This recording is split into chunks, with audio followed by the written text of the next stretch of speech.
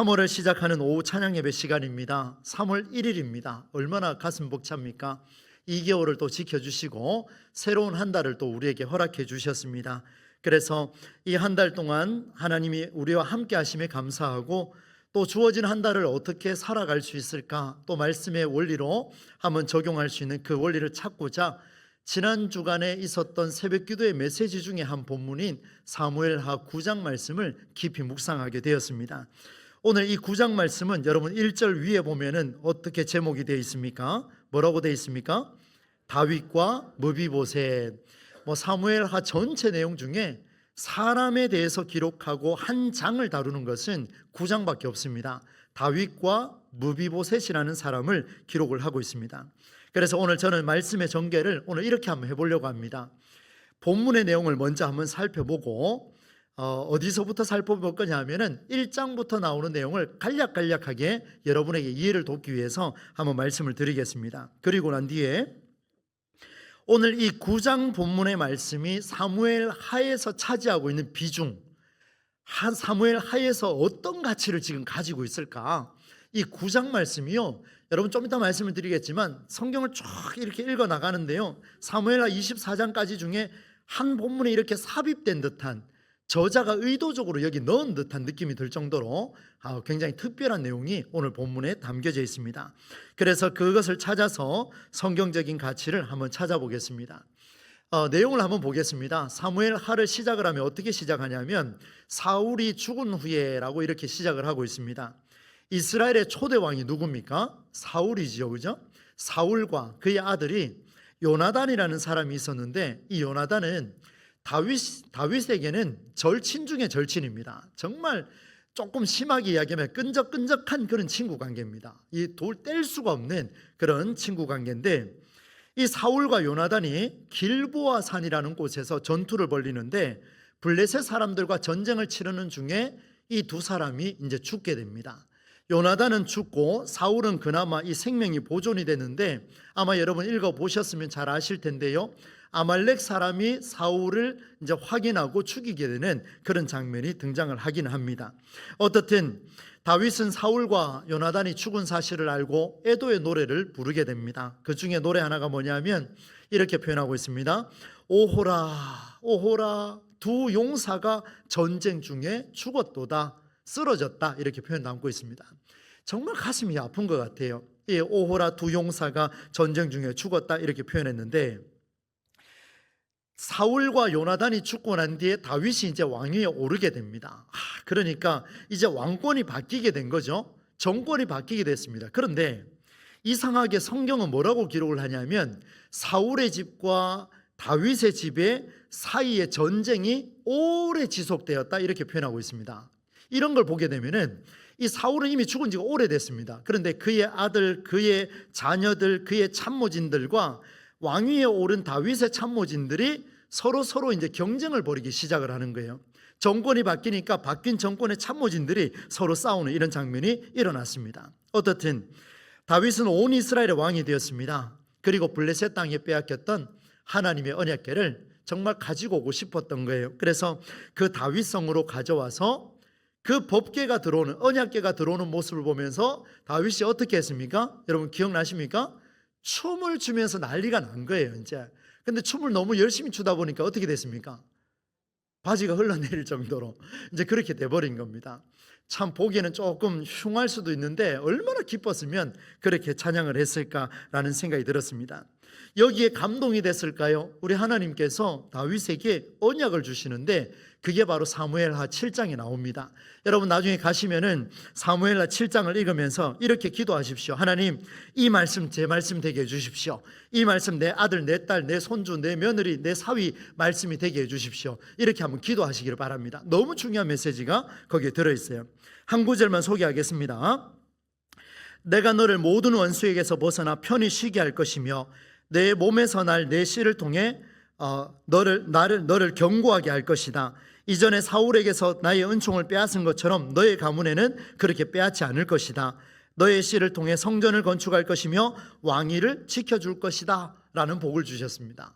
여러분 이 메시지를 들으니까 감동이 되지 않습니까? 감격이 안 되면 조금 졸리는 듯한 느낌도 드는데 정말 감격이 돼요. 저는 제 몸에서 날 씨가, 그 씨앗이, 그 자녀가 이런 복을 받을 수만 있다면 하나님, 제 인생은 하나님의 것입니다, 이렇게 고백할 수 있을까? 이런 고민들도 말씀을 준비하며 한번 해봤습니다. 어떻든 이 말씀을 들은 다윗이요, 깊은 기도에 들어갑니다. 그게 7장에 나오는데요. 그리고 그동안 이스라엘을 힘들게 했던 이방 땅으로 정복 전쟁에 뛰어듭니다. 전쟁에 돌입했습니다. 블레셋, 모압, 그리고 소바, 하맛, 에돔 땅까지 이 이스라엘을 둘러싼 주변의 강대의 여러 국가들을 정복 전쟁을 통해서 다윗이 이겨냅니다. 그때 하나님이 성경에 뭐라고 기록이 되어 있냐면 이렇게 기록이 되어 있습니다. 바로 앞본문 8장에 나오는데요. 저를 한번 따라서 해주시면 감사하겠습니다. 다윗이 어디로 가든지 여호와께서 이기게 하셨다. 여러분 믿으십니까? 다윗은 그렇게 하셨는데 그럼 우리는요? 걱정이 되죠, 그죠? 그래서 우리가 어디로 가든지 여호와께서 우리를 이기게 하셨다. 할렐루야. 예, 우리 옆에 분에게, 앞뒤 분에게 한 번 더 축복합시다. 당신이 어디로 가든지 주님께서 이기게 하실 것입니다. 예, 그렇습니다. 여러분, 이런 고백은요, 마음껏 축복하십시오. 하나님, 그래도 좀 못하겠는데 괜찮습니다. 그래도 축복하십시오. 입으로 시인하는 곳에 하나님의 능력이 있는 줄로 믿습니다. 많이 축복해 주세요. 다윗이 어디로 가든지 여호와께서 이기게 하셨노라. 우리 동부 질개 권속들이 어디로 가든지 여호와께서 이기게 하셨노라. 할렐루야. 이 놀라운 고백이 우리의 입술에서 막 터져 나와야 됩니다. 그냥 암송하듯이요, 막 쏟아 부어져야 돼요. 이렇게 이제 나와야 되는데, 그리고 난 뒤에 다윗이 정복 전쟁을 마치고 내부적으로도 정의와 공의를 행하게 됩니다. 그리고 오늘 본문의 9장으로 들어가는데요. 이렇게 8장까지 내용을 쭉 살펴보면서 다윗이요, 이제 사울의 집에 봉사하고 헌신했던 그 종이 하나가 있었습니다. 그 이름이 시바라고 하는 그 종인데요, 불렀습니다. 그 시바야 이렇게 불렀습니다. 그리고 이렇게 이야기를 합니다.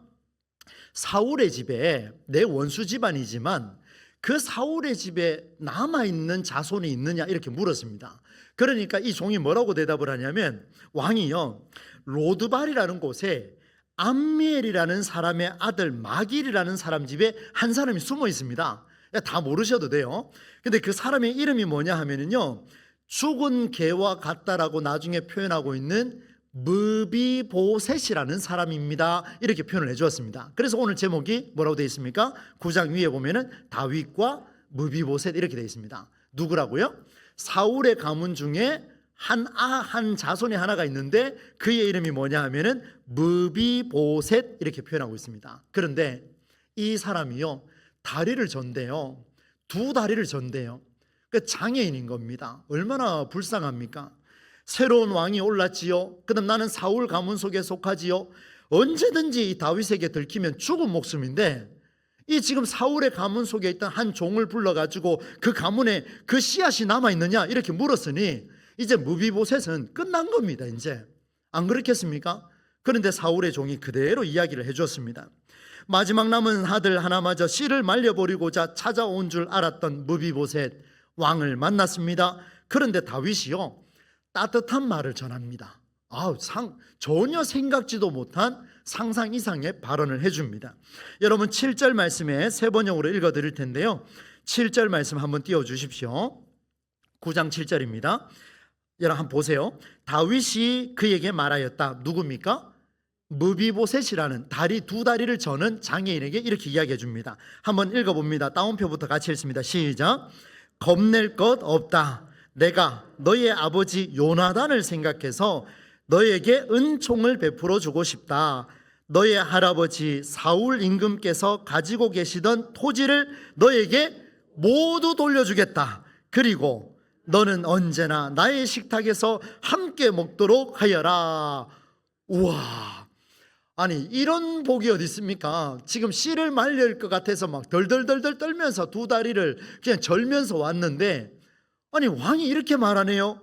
걱정하지 마라. 너희 아버지 요나단 나의 절친인데 요나단 생각하면 너에게 은혜를 베풀어 주겠다.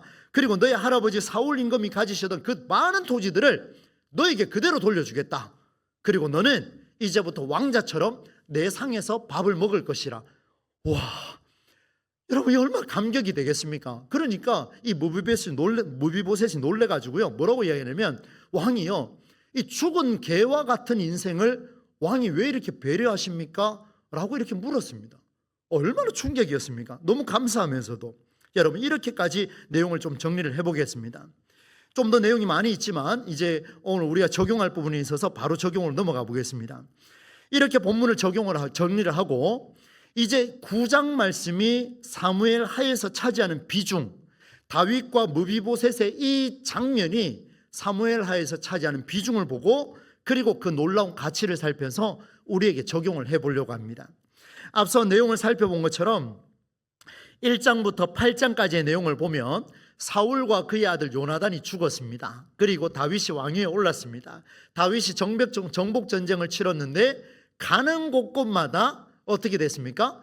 이기게 하셨어요. 그러니까 승승장구예요.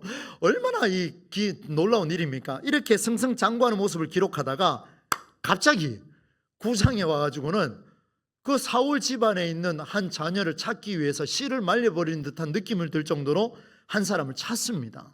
이게 이제 9장 본문에 등장을 하고, 그리고 다시 10장으로 넘어가면, 여러분 10장을 한번 보실래요? 여러분 성경에 10장의 1절에 위에 보면 내용이 있습니다. 제목을 같이 한번 읽어봅시다. 시작.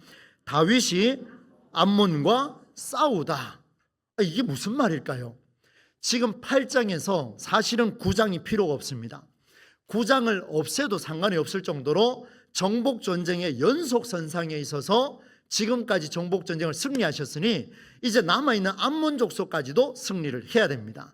이 족속과 싸울 때 어떤 일이 벌어지냐면, 나중에 제가 한번 기회 되면 말씀을 드리겠습니다만, 다윗이 그 암몬 족속과 싸울 때 우리아라고 하는 장군을 불러들여 가지고 그의 아내를 탐하기 위해서 우리아를 전쟁터에서 어떻게 합니까? 죽게 합니다. 그리고 바세바를 취하는 말도 안 되는 일이 벌어지죠. 그러니까 9장의 내용은요, 지금 여기 들어가면 안 되는 거예요. 왜 삽입을 시켰을까? 왜 여기에 이렇게 넣어놨을까? 이것이 오늘 우리에게 주는 질문입니다. 다윗은 사울의 집에 남아있는 사람이 있는지 계속해서 알아보고 있는 장면이 등장을 했죠. 그리고 그 종을 불렀고 이렇게 이야기를 해줬습니다. 여러분, 이 삽입된 형태라는 이 점이 오늘 우리에게 어떻게 다가올까? 그래서 이렇게 한번 정리해 보려고 합니다.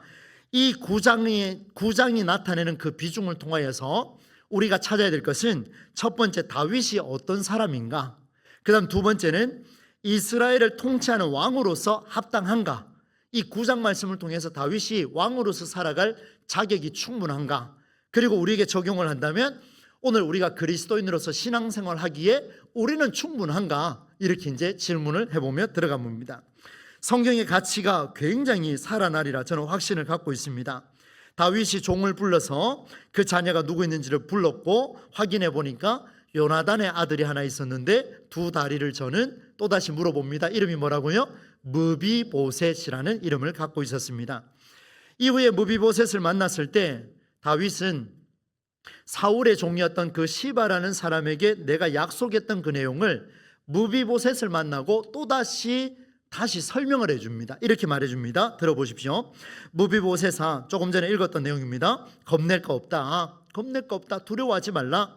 내가 너희 아버지 요나단을 생각해서 너에게 은총을 베풀고 싶은데 두 가지다. 하나는 할아버지 사울이 가졌던 토지를 너에게 다 돌려주겠다. 두 번째는 이제 너는 오늘부터 왕자처럼 나의 식탁에서 밥을 먹을 것이다. 이렇게 이야기를 해줬습니다. 여기에서 중요한 사실이 나타났습니다. 다윗은 사울의 종이었던 그 시바라는 사람과 대화할 때도 남은 자가 있으면 그에게 은총을 베풀겠다라고 말해줬습니다. 그리고 무비보셋을 만나는 순간 똑같이 이야기를 해줬습니다. 너희 아버지 요나단으로 생각할 때 반드시 너에게 내가 무엇을 베풀겠다고 이야기합니까? 은총을 베풀겠다라고 두 가지를 언급해 주었습니다. 자, 여러분 한번 따라서 해주시면 감사하겠습니다. 내가 너에게 은총을 베풀겠노라. 너무 중요한 메시지인데요. 여러분 이걸 꼭 기억하셔야 되는데요. 한 번 더 할까요? 내가 너에게 은총을 베풀겠노라. 여러분 9장을 읽으셨습니다만 내가 너에게 은총을 베풀겠다라는 단어가 두 군데가 등장을 합니다. 어디 나오냐면요, 1절 말씀하고 그 다음에 7절 말씀에 나옵니다. 여러분 성경 한번 보세요. 지금 1절에서 내용이 나오고 7절에 나오는데 1절에서는 누구한테 말합니까? 시바라고 하는 종에게 이야기해주고, 그 다음에 7절에 오면 누구한테 말합니까? 무비보셋에게 말해줍니다. 자, 여러분 약속을 지켰죠, 그죠? 대단한 약속을 지켰습니다. 그런데 이렇게 시바라고 하는 종과 무비보셋이라는 사람과 만나서 내가 너에게 은총을 베푸겠다라고 이야기했는데 이제부터가 더 중요합니다. 이 비슷한 내용, 아니 이와 동일한 내용이 또 본문에 등장을 합니다. 그게 어디 나오냐면요, 3절 말씀에 들어있습니다. 여러분 세 번역으로 한번 띄워주시면 우리 같이 한번 읽어보겠습니다. 함께 읽어보겠습니다. 시작. 왕이 물었다. 있으면 내가 하나님의 은총을 그에게 베풀어 주고 싶다. 그러자 시바가 왕에게 대답하였다. 요나단의 아들이 하나 남아 있습니다. 두 다리를 접니다. 자, 여러분 저를 한번 집중해 주시겠습니까? 저를 보십시오. 못생겨도 봐주십시오. 그죠? 못생겨도 봐달라니까요. 졸지 마시고요. 자, 예? 1절에서는 종에게 이야기해 줬습니다. 그리고 7절에서는요 무비보셋에게 이야기해 줬습니다. 그런데 이 두 구절 사이에 내가 은총을 베푸겠다라고 이야기하는 장면에 보면 수식어가 하나 붙었습니다. 여러분 눈치채셨습니까? 어떤 은총을 베풀겠다 그랬습니까? 하나님의 은총을 베풀겠노라. 이제 이렇게 이야기하겠습니다. 따라서 하겠습니다. 내가 너에게 하나님의 은총을 베풀겠노라. 와, 굉장하지요? 굉장하지요? 그런데요, 제가 말씀을 준비하는데 하나님 앞에 대놓고 제가 질문을 했습니다. 하나님, 사람이요 자기가 은총을 베풀면 베풀지 하나님의 은총을 사람이 어떻게 베풉니까? 이게 가능한 겁니까? 제가 그렇게 할 수 있습니까? 라는 이런 질문을 하게 됐습니다. 아니 사람이 하나님의 은총을 베푼다고요? 교만도 이런 교만이 없을 겁니다. 내가 하는 일이 하나님의 일이라고요? 하나님의 일이 내가 하는 일이 될 수 있다는 건 들어봤어도 내가 하는 일이 하나님의 일이 될 수 있다라고 말하는 건 성경에 아무리 찾아봐도 제가 발견하지 못했는데 오늘 이 본문은 굉장히 독특하다는 것을 우리에게 보여줍니다. 그래서 깊은 고민에 들어가서 하나님 앞에 무릎 꿇고 또 기도하는 마음으로 말씀을 받습니다. 다윗이 자신이 베풀 은총을 하나님의 은총이라고 표현한 이유가 있을까? 그래서 그 근거를 찾아봤습니다. 그래서 저는 앞부분부터요 사무엘상 중반부터 또다시 이제 살펴보게 되는데요, 다윗과 요나단이 대화한 장면에서 그걸 또 찾았습니다. 제가 오전에는 바로와 모세의 대화에서 찾았지만 이번 오후에는 다윗과 절친 요나단과의 대화 속에서 찾게 됐는데, 사울이 다윗을 잡으려고요 혈안이 됐습니다. 막 쫓아가고 난리가 난 거예요. 그때 요나단하고 이제 이래 뭐 좋게 이야기하면은 이제 계획을 세우고 또 나쁘게 이야기하면 왕에게 이제 안 죽어야 되니까 모의를 하기 시작한 거예요. 그래서 다윗이 저 멀리 숨어 있는데 요나단이 이제 활을 당깁니다. 활을 당겨서 세게 탁 당기면서 이제 이렇게 이야기합니다. 그 화살이 정확하게 가서 꽂혔는데도 불구하고 종이 그 화살을 주우러 갈 때에 요나단이 이렇게 말합니다. 더 빨리 이렇게 이야기합니다. 더 먼 곳에. 이게 뭐냐면요, 요나단하고 지금 다윗이 계획을 한 거예요. 요나단이 화살을 쏘는 순간 하는 말을 듣고 도망가라는 이야기입니다. 그러니까 정확하게 꽂혔음에도 불구하고 더 빨리 뛰어라, 더 멀리 도망가거라, 이렇게 이제 이야기를 해준 거예요. 이렇게 해서 이제 다윗이 피하게 되는데, 그때 이 다윗과 요나단이 대화한 내용이 있습니다. 한번 띄워주시겠습니까? 사무엘상 20장 14절로 16절 말씀인데요, 이 말씀을 같이 한번 읽어보도록 하겠습니다. 자, 한번 집중해서 읽어봅시다. 시작. 그 대신 내가 주님의 인자하심을 누리며 살 수 있게 해주게. 내가 죽은 다음에라도, 15절 시작. 주님께서 자네 다윗의 원수들을 이 세상에서 다 없애버리시는 날에라도 나의 집안과 의리를 끊지 말고 지켜주게. 지금 요나단이 다윗에게 뭐라고 얘기했습니까? 다윗아, 너의 원수 집안이 이렇게 많이 있지 않느냐, 나를 포함하여. 그런데 다윗아, 이 세상에서 원수를 다 없애버리시는 그날이라 할지라도 나와 맺은 이 의리는 끊지 말아주게. 이 절친 요나단이요, 이 심중에서 올라오는 말을 다윗에게 마지막 헤어질 때 그 이야기를 해줬습니다. 그리고 난 뒤에 16절 같이 읽겠습니다. 시작. 그런 다음에 요나단은 다윗의 집안과 언약을 맺고 말하였다. 지금 다윗과 요나단이 언약을 맺었지요. 다운편에 같이 했습니다. 시작. 주님께서 다윗의 원수들에게 보복하여 주시기를 바라네.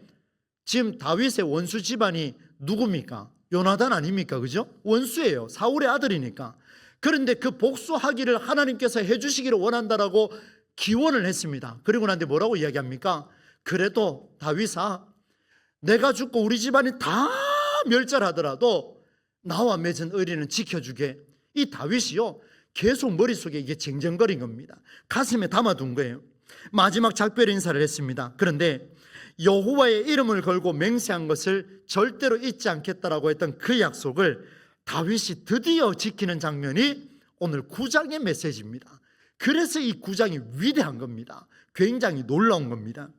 그래서 다윗이 자신이 베풀 은총을 하나님의 은총이라고 표현한 이유가 이겁니다. 내가 베푸는 은총은 어디에서 왔기 때문에요? 하나님과 맺은 약속에서 왔기 때문에 은총을 베풀 것이다, 이렇게 표현을 하지요. 여러분, 사람과 사람 사이에 일어나는 약속과 다짐은 하나님과 상관이 없는 내용이 아니라 깊은 관계가 있다는 사실을 여러분 오늘 이 시간 성경의 말씀을 통해 믿으실 수 있기를 주의 이름으로 축원합니다. 한 번 더 말씀을 드릴게요. 정신 바짝 차리셔야 돼요. 너무 중요합니다. 사람과 사람 사이에 일어나는 약속과 다짐은, 목사와 성도 사이에 일어나는 약속과 다짐은, 성도와 성도 사이에서 일어나는 약속과 다짐은, 배우자와 배우자 사이에서 부모와 자녀가 맺어가는, 사람과 사람 사이에서 맺어지는 모든 약속은 하나님과 상관이 없는 내용이 아니라 깊은 관계가 있다는 것을 보여줍니다. 왜요? 창세기 1장의 기록대로 우리는 하나님의 형상대로 지음받았기 때문에 하나님의 형상과 하나님의 형상이 맺은 이 약속과 다짐은 반드시 이루어야 된다는 것을 보여줍니다. 이것을 지금 다윗이 우리에게 보여주고 있어요. 사람과 사람 사이에 일어난 약속을 따라 하나님의 은총이 살아날 수도 있고, 사람과 사람과 맺은 그 약속을 파기하는 순간 하나님의 은총이 가려질 수도 있다라고 하는 어마어마한, 어마무시한 그 약속의 메시지가 우리에게 들려지고 있습니다. 여러분, 다윗이 그것을 그대로 증명해 주고 있어요. 혹여나 이런 말을 할 수 있습니다. 목사님, 저는요 여호와의 이름으로 맹세하지 않았기 때문에 그 약속 별로 안 지켜도 되지 않겠습니까? 천천히 지키면 또 어떻겠습니까? 이렇게 말하는 사람 제 24년 목회 중에 많이 만났습니다. 정말 많이 봤습니다. 너무 많이 봤어요. 그런데요, 정말 위험한 생각입니다. 왜냐하면 이게 왜 위험한지는 마태와 마가가 그대로 알려주는데요, 제가 신약 성경으로 조금 옮겨서 이 같은 원리의 내용을 여러분에게 알려드리겠습니다. 고르반이라는 이야기 들어보셨습니까? 여러분 들어보셨죠? 사람 이름 아닙니다, 여러분. 고르반이라는 단어가 있습니다. 이게 어디 나오냐면요, 마가복음 7장 9절로 12절에 나옵니다. 한번 띄워주십시오. 같이 한번 읽어보겠습니다. 왜 여호와의 이름으로 맹세하지 않았기 때문에 사람과 약속을 지키지 않아도 된다라고 말하는 그런 사람을 위해서 오늘 예수님이 기가 막힌 설명을 보여주고 있습니다. 9절부터 같이 한번 읽어보겠습니다. 시작. 또 그들에게 말씀하셨다. 너희는 너희의 전통을 지키려고 하나님의 계명을 잘도 저버린다. 모세가 말하기를, 계속 읽습니다. 시작. 내 아버지와 욕하는 자는 반드시 죽을 것이라 하였다. 자, 이게 어디에 나온다고요? 모세 율법에 나온다는 거예요. 그런데 11절을 봅니다. 이 중요해요. 읽습니다. 시작. 그러나 너희는 말한다. 누구든지 아버지나 어머니에게 말하기를 내게서 받으실 것이 고르반 하나님께 드리는 예물이 되었습니다 하고 말만 하면 그만이라고 말한다.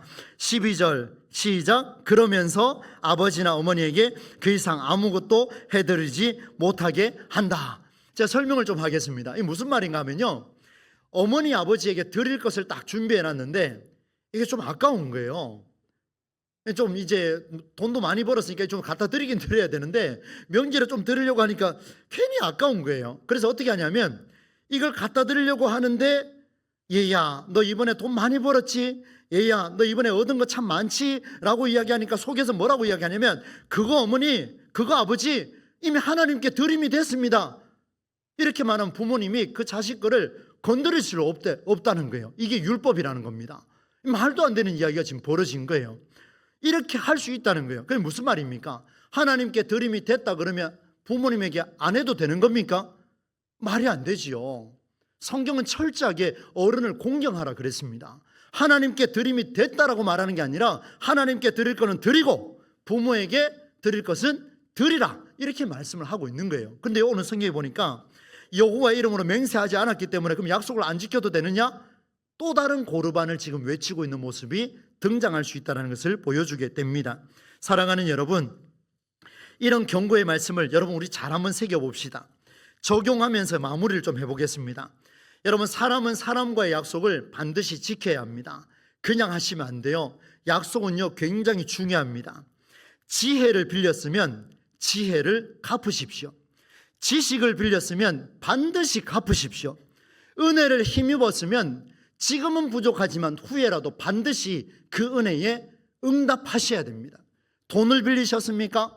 갚으세요. 아무도 빌린 분이 없으셔서 눈동자가 저를 초롱초롱하게 비치시네요. 여러분 제가 목회하면서 부목사 때 참 이런 것 때문에 제가 시험 들 뻔했습니다. 정말이에요. 신앙생활 열심히 잘 하시는데 그 사람에게 뭔가 빌려간 것들이 많이 있는데 그건 전혀 갚지를 않아요. 시간을 빌렸으면서도 시간도 갚지 않아요. 돈을 빌렸는데 돈도 갚지 않아요. 지식을 빌렸는데 지식도 갚지 않아요. 차도 빌렸는데 그 차를 마음껏 쓰다가 사고 났는데도 그냥 보험 처리해달래요. 누구 보험 처리요? 그 사람 주인 뜻으로 하라는 거예요. 이렇게 갚지 않으면서요 그렇게 살아가는 사람 너무나 많이 만났습니다. 여러분 오늘 성경 뭐라고 이야기합니까? 다윗이 요나단과의 약속을 지키기 위해서 어떻게 했다고요? 이것을 지키는 게 이유가 뭐냐? 나는 사람과 사람 사이의 약속을 지키는 것이 하나님의 은총을 베푸는 일이다 이렇게 표현을 하고 있습니다. 많은 사람들이 그렇게 이야기합니다. 실컷 빌려놓고 이렇게 말하죠. 왜 저런 거 가지고 그렇게 따지고 있느냐 이렇게 표현할 수 있습니다. 기독교는 사랑하라 그랬는데 그것도 빌려주고 끝까지 못 기다려주느냐, 온유하라 그랬는데 참으라 그랬는데 겸손하라 그랬는데 이것만큼 기회주의적인 것도 없어요. 빌렸으면 갚으셔야 돼요. 하나님의 은총이 가려진다니까요. 하나님의 은총이 사라진다니까요. 시험 들어요. 시험 들어요. 여러분 너무나 중요합니다. 오늘 여러분 성경에 보세요. 제가 없는 거 이야기합니까? 아니지 않습니까? 정말 여러분 저도 여러분에게 빚을 진 게 많습니다. 그래서요 그걸 갚으려고 안간힘을 씁니다. 여러분도 누군가에게 빚을 졌으면 그것을 반드시 갚으셔야 됩니다. 그걸 갚을 때에 무비보셋을 한번 보십시오. 얼마나 감격을 받았습니까? 그걸 갚아주니까요. 놀랍지 않습니까? 그 상대가 얼마나 기뻐할지를 여러분 기대하시는 게 너무나도 좋습니다. 시편 37편 21절 말씀입니다. 세 번역 말씀인데요. 함께 한번 읽어보도록 하겠습니다. 함께 읽습니다. 시작. 악인은 빌리기만 하고 갚지 않으나 의인은 은혜를 베풀고 거저준다. 여러분 제가 성경 한 구절 갖고 인용을 잘 안 하는데요. 이 말씀은 너무나 중요하기 때문에 제가 오늘은 인용을 하려고 합니다. 악인은 빌리기만 하고 갚지 않으나 요거는 생각을 안 하고요. 사람들이 뒤에 가서 의인은 은혜를 베풀고 거저준다 이것만 생각을 하는 거예요. 그러니까 앞에 거는 생각도 안 하는 거예요. 내가 빚을 졌는지 뭐 했는지 전혀 상관도 없어요. 그러면서 하는 이야기가 의인은 은혜를 베풀고 거저주느니라 나에게도 거저주어라 이렇게 말하는 사람들이 있더라는 겁니다. 심각한 거지요. 그러나 성경은요 그렇게 말하지 않습니다. 성경은 전체로 보셔야 되는데 악인은 빌리기만 하고 갚지 않는다라는 게 분명히 드러났습니다. 어떤 사람입니까? 하나님의 은총을 가리는 자라는 것을 보여주게 되죠. 사랑하는 성도 여러분, 우리 교회는 이런 일에서 벗어날 수 있기를 주의 이름으로 축원합니다. 그럼 어떤 빚을 져야 되느냐? 중요한 빚이 하나 있습니다. 로마서 13장 8절 말씀입니다. 이 말씀은 같이 또 읽어보도록 하겠습니다. 함께 했습니다. 시작. 서로 사랑하는 것 외에는 빚을 지지 마십시오. 남을 사랑하는 사람은 율법을 다 이룬 것입니다. 할렐루야. 오늘 빚을 지고 빚을 또 주고 뭐 이렇게 하실 때요, 나눌 수 있습니다. 그걸 거부하라는 게 아니에요. 하시면은 반드시 갚으셔야 돼요. 그런데 진짜 빚을 지고 싶으면요, 사랑의 빚을 지라 이렇게 표현합니다. 사랑의 빚은요, 지는 순간 상처받지 않습니다. 그러나 지혜와 지식과 돈과 시간과 어떤 물질을 빌려받고 주고받으면요, 상처받기가 쉽습니다. 그래서 오늘 우리 교회는요, 이 모든 것 빌려주고 받는 게 아니라 사랑의 빚을 최우선순위로 빌려주고 받을 수 있는 그런 은혜가 우리 교회에 있기를 주의 이름으로 다시 한번 축원합니다. 이제 말씀을 정리해 보겠습니다. 다윗은 요나단과의 약속을 지켰습니다. 그리고 그것을 가리켜서 하나님의 은총이라고 선언했습니다. 오늘 우리 시대에 참 가슴이 아픕니다. 목회하면서 이런 이야기들을 교회에서 들을 때마다 마음이 찢어질 것 같습니다. 제가 있었던 부목사로 있었던 교회에서도요, 이런 이야기를 참 많이 듣게 됐었는데, 사람과 사람 사이에 일이 이루어지는데 불신이 가득합니다. 저 사람 이야기는 들으면 안 됩니다, 목사님. 저 사람은 그렇게 하는 건 들어서는 안 됩니다. 저 사람은 절대로 장로 돼서는 안 됩니다. 이런 이야기를요, 너무나 쉽게 저한테 던지시는데, 부목사라서 아마 그럴 수도 있을 겁니다. 근데 듣고 나면요, 마음이 너무 힘들어요. 어떤 날은 잠도 못 이루어요. 이렇게 불신과 불신 덩어리가 된 이 시대를 바라보면 오늘 우리에게 주시는 이 성경의 원리는요, 굉장히 위력이 있습니다. 다윗은 요나단과의 약속을 재확인할 때 미루지 않았습니다. 어떻게 했습니까? 즉시 무비보셋을 찾아오라 그랬습니다. 그리고 누구도 할 수 없는 그 일을 다윗이 직접 했습니다. 이 일은 다른 이가 할 수가 없었거든요. 다윗만이 할 수 있었습니다. 여러분, 빚을 지셨습니까? 그렇다면 그것은 누가 대신 갚아줄 수 있는 게 아닙니다. 갚아줄 수 있으면 귀한 일이죠. 그러나 그렇게 쉽게 해줄 수 있는 게 아닙니다. 여러분, 직접 갚아야 합니다. 시간도 갚으시고 물질도 갚으시고 지식도 갚으시고, 어떤 은혜를 입었으면 은혜를 반드시 갚으셔야 돼요. 요구르트 하나를 받더라도 그 다음에 어떻게 해야 됩니까? 제가 한번 이번 주에 테스트를 한번 해보려고 합니다. 제가 요구르트 하나씩 쏠 테니까요. 그러면 안 되겠습니다. 제가 안 먹으니까 150개가 저한테 오면 제가 감당이 안 되니까요. 여러분, 받은 만큼 또 빌린 만큼 그대로 갚아주면서 그 상대의 마음을요, 여러분, 빌려줄 때는요, 얼마나 긍휼히 여긴 마음으로 빌려주는지 아십니까? 그런데 이걸 빌려주면서요, 내가 빌려주고 끝 이렇게 말하면 그냥 끝나는, 너무 감사한 거죠. 그런데 그 빌려간 사람이 이렇게 말을 합니다. 내가 꼭 갚을게요. 그럼 그때부터 시험 드는 거예요. 언제 갚지? 그 얘기만 안 들었으면 괜찮은데 그 얘기 듣고 나면 힘들어집니다. 여러분, 무슨 말인지 이해하셨죠? 다윗은요, 자기가 할 수 있는 걸 해냈습니다. 미루지 않았습니다.